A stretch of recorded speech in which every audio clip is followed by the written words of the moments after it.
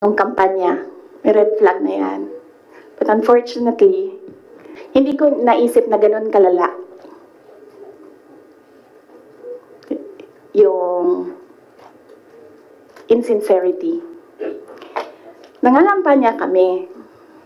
So pag nangampanya ka, meron talaga yan. Natural yan na magdala ng papel. Ganito. Pag ikaw politiko ka, alam mo na yan. May magdadala yan ng papel.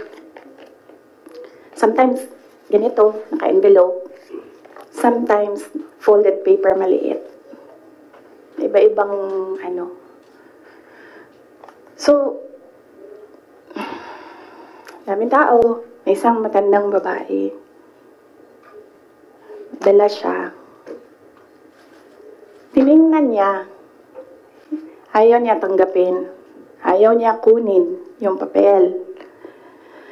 So, ang ginawa ko, para that person will not feel bad, sabi ko, ako na lang. Ginawa ko. Mabilis lang kasi yun, diba? Kasi, ano yan eh, motorcade. So, mabilis yan. Pag ganon, gumanon, ginanon, ako na lang. Tapos, tinanong ko, may number? Sabi niya, oh, meron. Pag politiko ka, alam mo na yan dapat, diba? So, doon sa truck, binasa ko. 1 page lang naman, binasa ko. Simple. Request of 5,000 pesos for livelihood. Tumingin siya sa akin. Sabi niya, no. Sabi ko, ako nang bahala nito. Maliit lang na bagay ito. Ako na. Sabi niya, okay, sige. Yan lang. Alam mo yun? Maliit na bagay yan ba? Kunin mo. Basahin mo.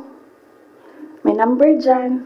Tawagan mo. And then you say, okay. Ano ang mga documents na kailangan namin? Okay, bigay mo. And then, okay. Complete documents. O yan. Tapos, alam mo, for some people, wala lang yung 5,000. But for other people, 5,000 is everything.